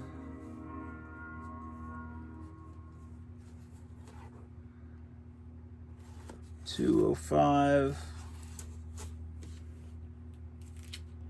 This one, you might as well just take it out of the bag and just keep it out of the bag because it's got one of these ridiculous boards behind it. It'll be just fine without a bag and board for a little while.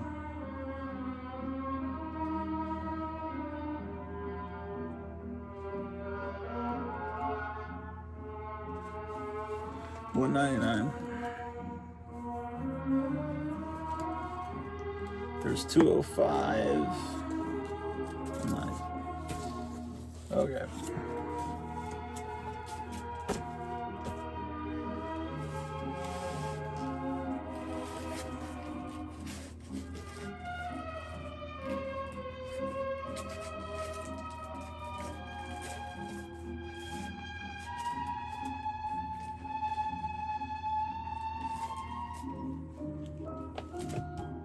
Okay, Archie's Pals and Gals.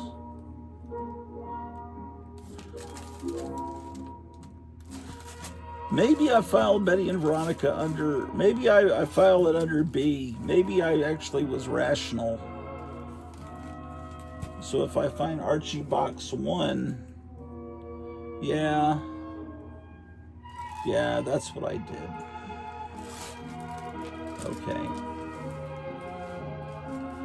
Archie's Pals and Gals.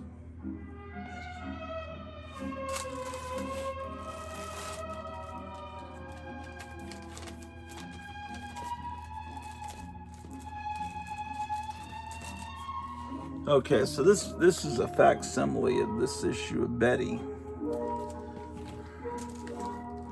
So we'll put that. There was also a comic just called Veronica, but that would be in the last box.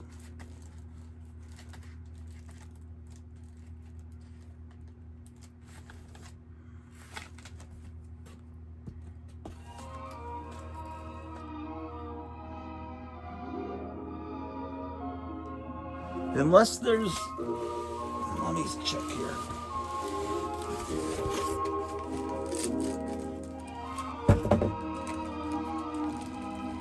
Oh man, my back. Oh wow. Oh, this is Archie's Giant series. She's girls, Betty and Veronica. Oh yeah, Betty is before Betty and Veronica. Oh my God, my back. Ow. Okay.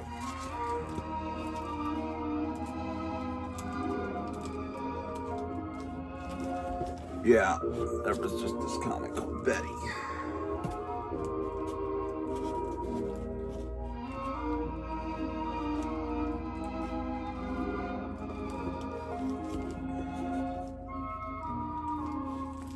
So,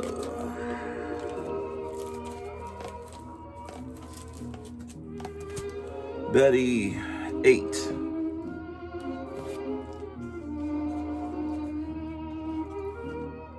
Betty 63.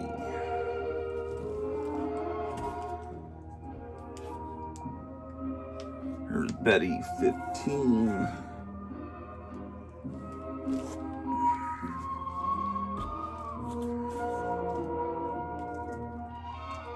They did this horror comic, Bats. It's really good.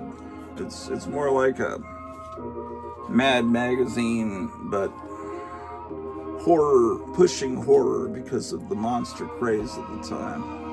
It's another copy of that same issue I just showed you. I need to look and see how many issues that ran for. Okay, so that's that. Oh, the cat is here. No, don't go up there, Mr. Cat. No, that's not for you, Mr. Cat. Both cats have come up to create mischief. Oh my God.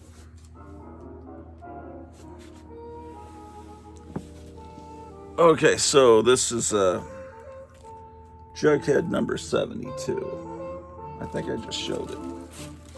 So, Josie and the Pussycats. Jughead 125. Monster Frankenstein cover. Bad, rather. 72. 76.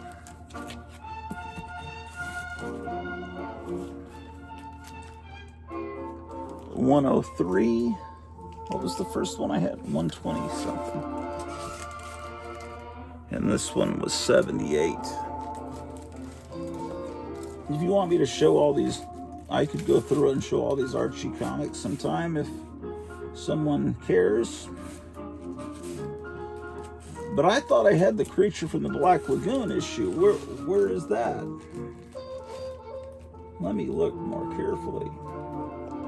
Maybe it wasn't Jughead that the Creature was on.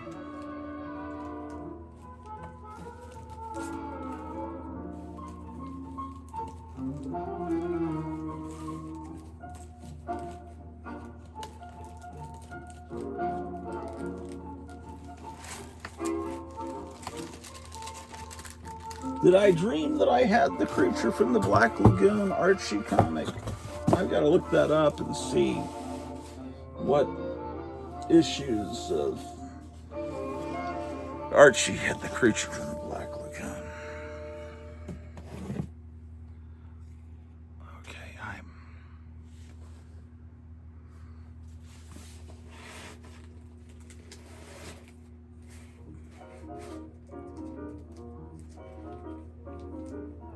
oh, here's more. I've got this facsimile of Betty and Me. Oh,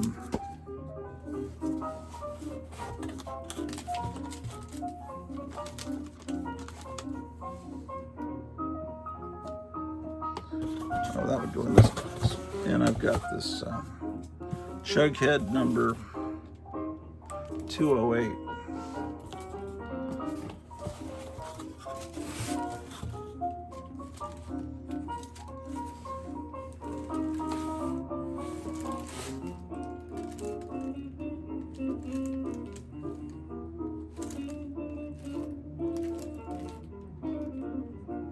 I've got to find the other box of Archie. Where is that? Because maybe I filed some of the Jugheads under Archie's Pal. That's possible. I could have done that. Possibly.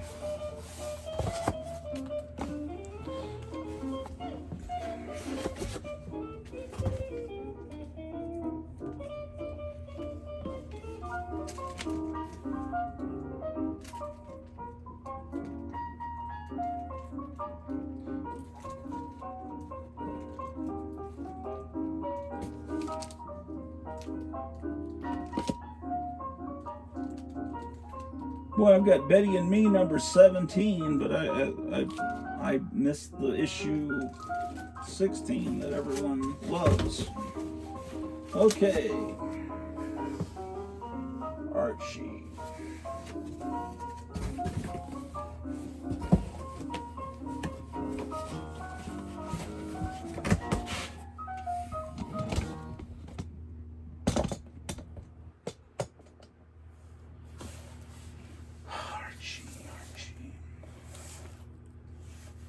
There's box 4 of Archie.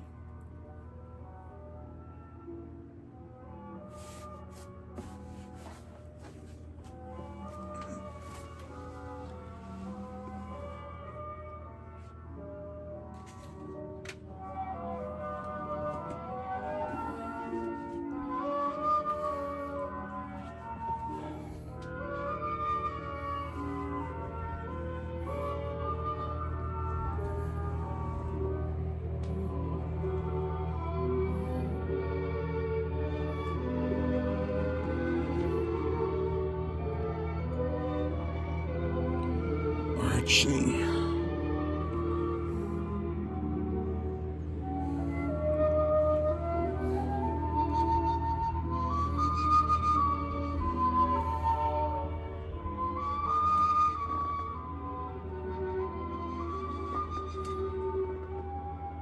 I'll find it.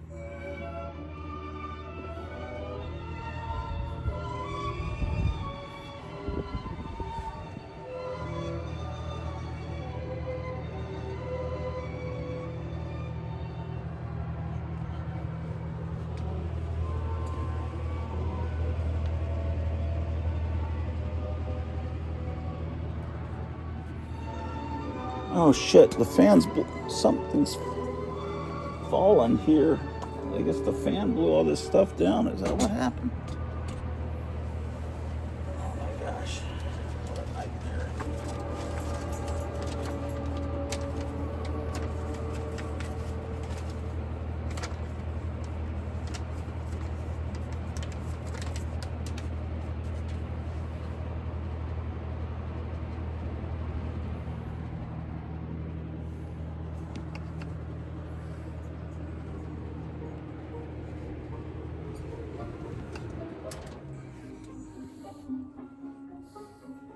I'm through having fun.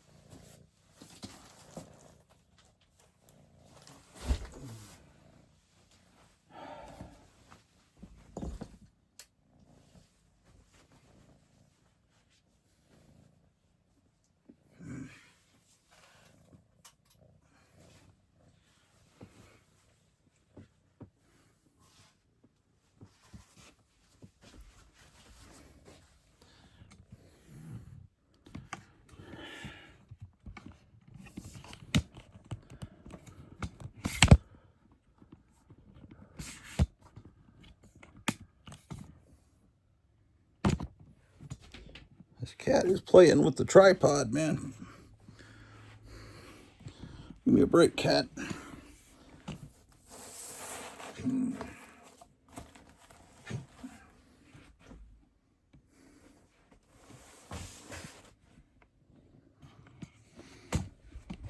There's Drew the dog.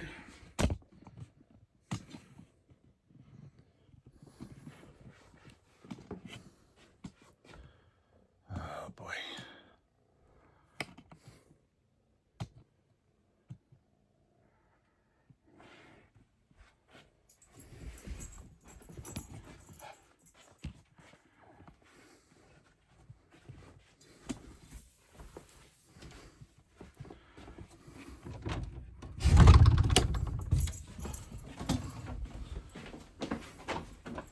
Whoa! The cat snuck through. Cat, I don't want you on the elevator. Good grief. Everybody's sneaking through, man. I thought I could go down.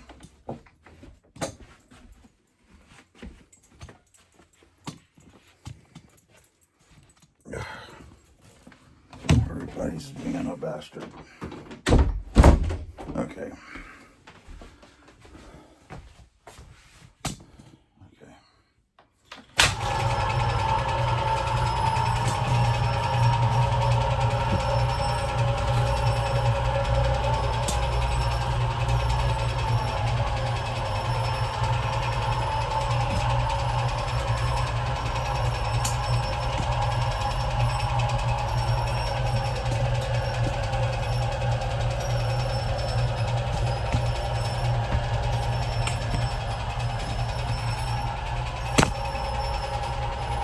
I'll make this taller. Oh, like this. How about that? I still haven't had breakfast. I have no idea what time it is.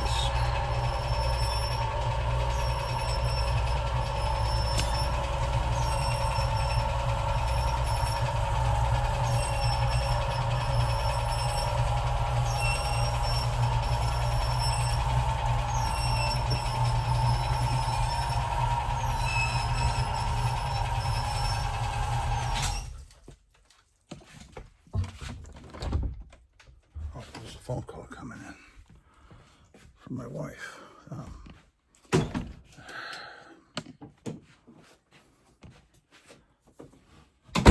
Let's see what she's up to. All right. So, anyway, so we got some comics organized today.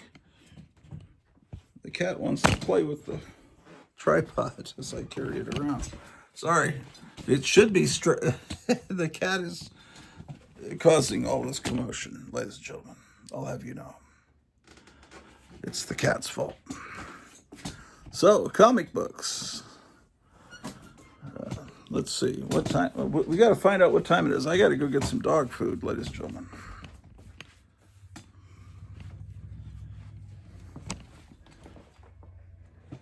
What time might it be? 11:15 a.m. Cat, dare you?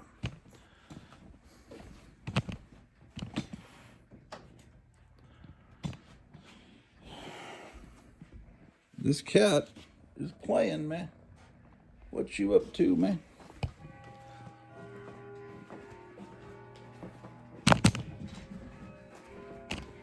Unbelievable.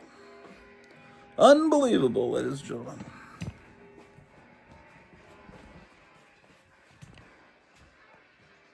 Oh, I left the lights on in the basement. I just remembered I better turn those off.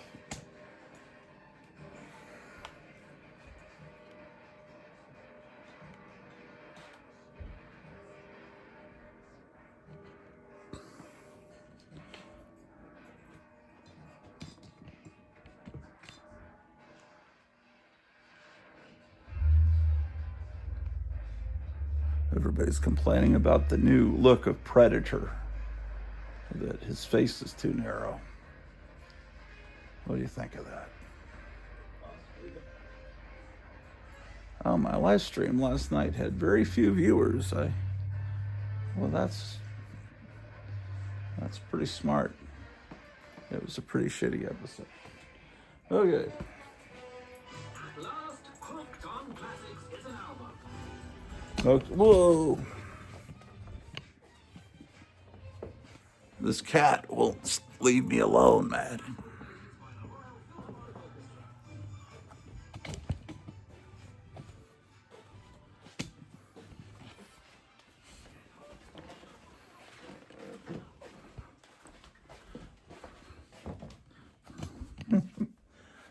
No one told me the tripod would become a cat toy, man. What the heck?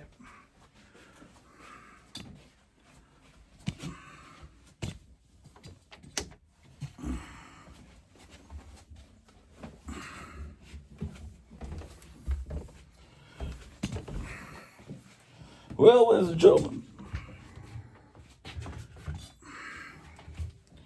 cat, you are driving me crazy, man. What's wrong with you? You're like an insane cat, man. Cat, you can't get in front of me on the stairs. It's un-American, man.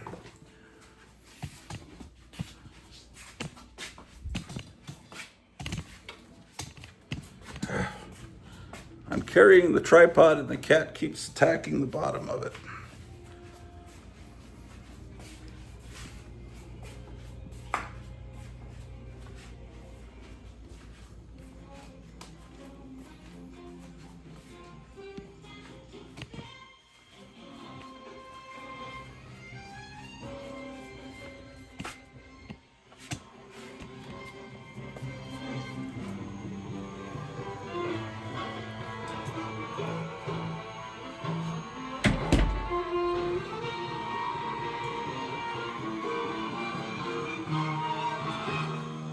So, ladies and gentlemen, I guess I'll be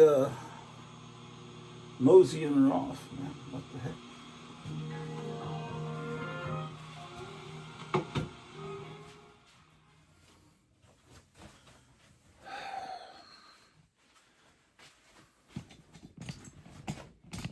Yeah, so I'll be seeing you guys. Adios, Auf Wiedersehen. Good gravy.